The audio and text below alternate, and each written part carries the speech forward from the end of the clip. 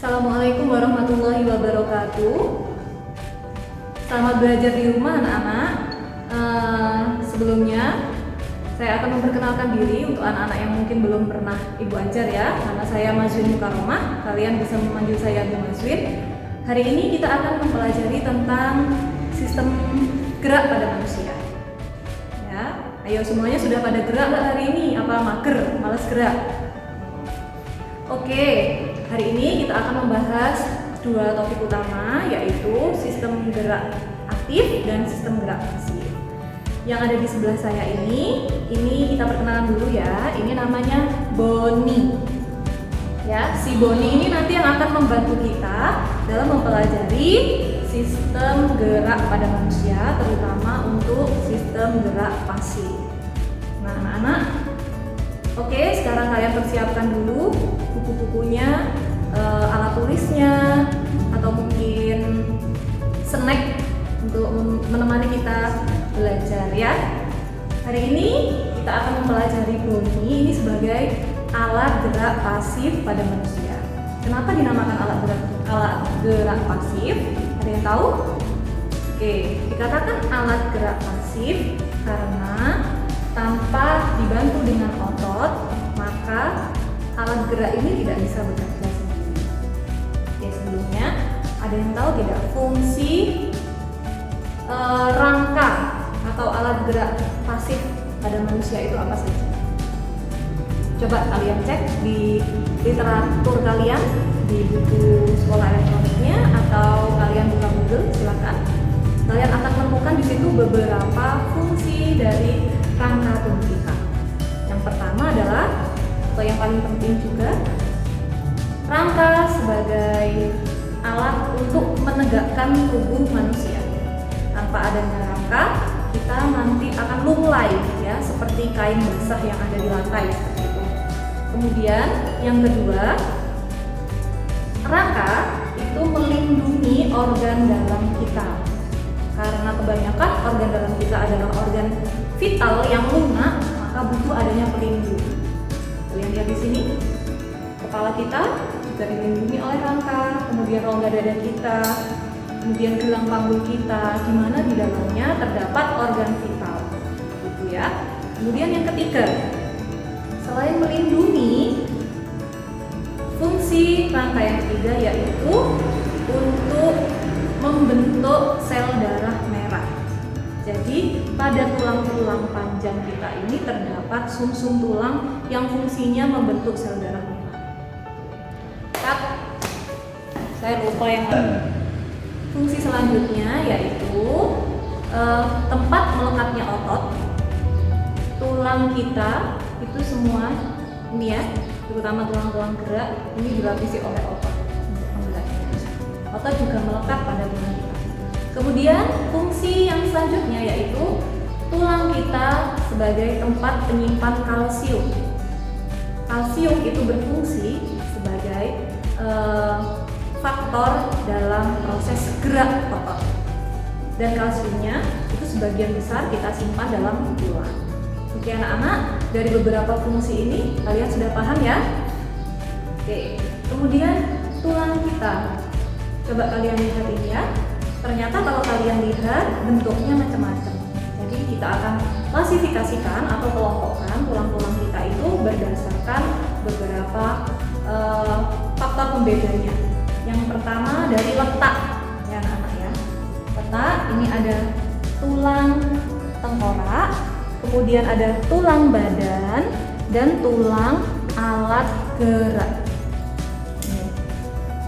Pertama kita lihat dulu dari sini. Tulang berdasarkan letaknya. Yang pertama adalah tulang tengkorak. Kalian lihat di sini ya. Kalian bisa pegang sendiri kepala kalian. Mulai dari atas sini, ini namanya tulang dahi. Turun ke bawah, ini ada tulang hidung. Kemudian ini tulang rahang atas, rahang bawah. Kemudian tulang pipi, tulang air mata. Nah, yang ibu sebutkan tadi adalah tulang tengkorak penyusun wajah. Kemudian yang selanjutnya adalah tempurung kepala.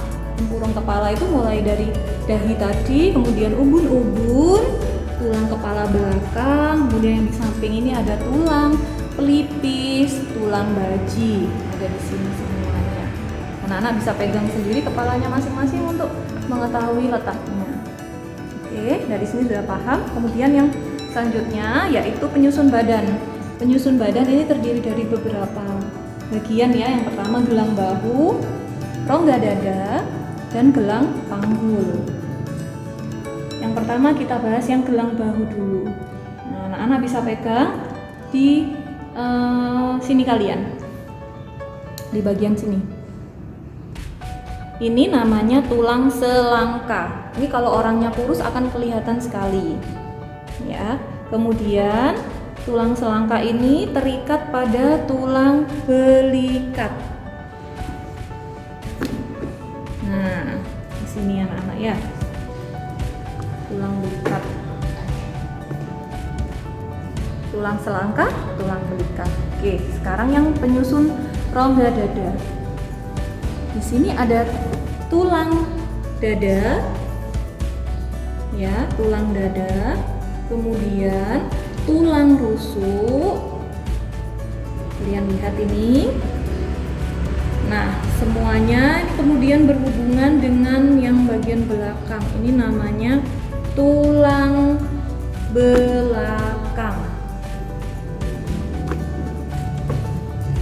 Oke anak-anak, kalian sedang melihat ruas-ruas tulang belakang. Nah, di bagian paling atas ada satu tulang yang fungsinya untuk memutar kepala, disebut tulang atlas.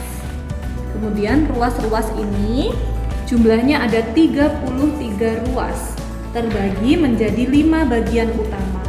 Yang pertama, ini adalah 7 ruas tulang leher, kemudian 12 ruas tulang punggung, kemudian 5 ruas tulang pinggang, dan sisanya adalah tulang sakrum dan koksigeel atau biasa disebut sebagai tulang ekor. Anak-anak nanti bisa mengisi di modul ya. Ini ada tabelnya yang harus diisi tentang ini. Oke, kemudian untuk pembagian tulang yang selanjutnya, ini tulang anggota gerak, terdiri dari anggota gerak atas dan anggota gerak bawah. Oke. Bagiannya mirip. Kita bahas yang atas dulu. Untuk alat gerak atas kita terdiri dari tulang lengan atas, kemudian tulang lengan bawah yang terdiri dari 2 tulang pipa, yaitu tulang pengumpil dan tulang hasta. Oke, kemudian ada tulang pergelangan tangan, telapak tangan, dan jari-jari tangan. Begitu pula dengan alat gerak bawah kita. Dari struktur dan juga bentuknya mirip anak-anak. Nah, ini ya, mirip kan? Mirip lengan kalian. Ini adalah tulang paha, di mana tulang paha ini adalah tulang yang terpanjang dalam tubuh kita. Kemudian ada tulang tempurung lutut, kemudian ada tulang kering yang besar ini, dan tulang betis yang lebih kecil.